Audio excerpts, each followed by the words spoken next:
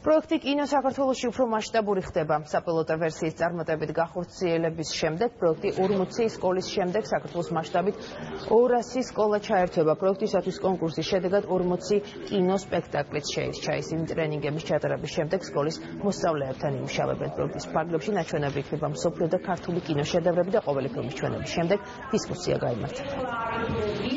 Am პირველ ეტაპზე 12,000-მა მოსწავლემ მიიღო მონაწილეობა.